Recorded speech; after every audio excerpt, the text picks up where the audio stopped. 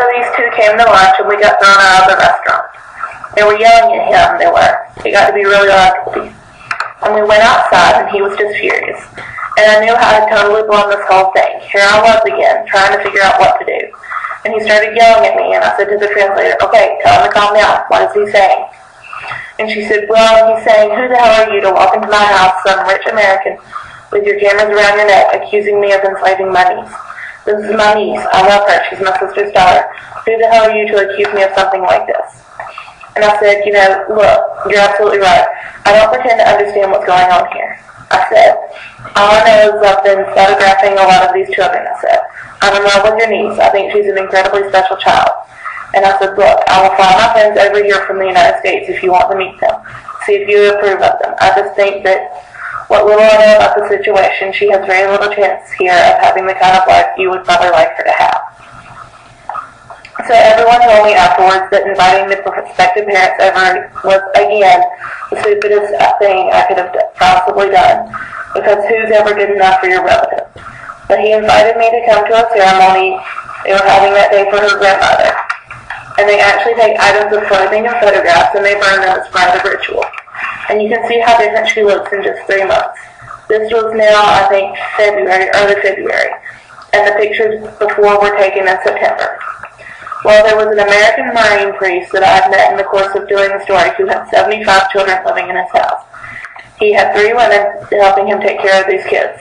And so I suggested to the uncle that we go down and meet Father King to find out how the adoption process worked, because I wanted him to feel like this was all being done very much above board. So this is on the way down to the orphanage. This is Father King. He's just a wonderful guy. He has kids from all over Korea living here, and he would find families for these kids. This is a social worker interviewing Hyun Suk. Now, I had always thought she was completely untouched by all this, because the grandmother, to me, appeared to be the sort of village wild woman. And the person, everybody, throughout the day, I noticed people kept coming to visit her grandmother. And I had always had this mental picture that even though they may have been one of the 4 families in the village, they were one of the most respected families in the village. And I always felt that the grandmother had kind of demanded and insisted that the villagers treat Hyun Suk with the same respect they treated her. Hyun Suk stayed at Father King's, and her uncle agreed to let her stay there until the adoption went through. He actually agreed to the adoption. And I went off on assignment and came back a week later, and Father King said, I've got to talk to you about Hyun Suk. I kind of said, oh God, what now? And he takes me into this room, and he closes the door, and he says, I have 75 children here in the orphanage, and it's total bedlam. And there's clothes, and there's kids, and you know, there's 3 adults and 75 kids, you can imagine. And he said the second day she was here, she made up a list of all the names of the older kids and the younger kids. And she had assigned one of the older kids to each of the younger kids. And then she set up a work detail list of who cleaned the orphanage on what day.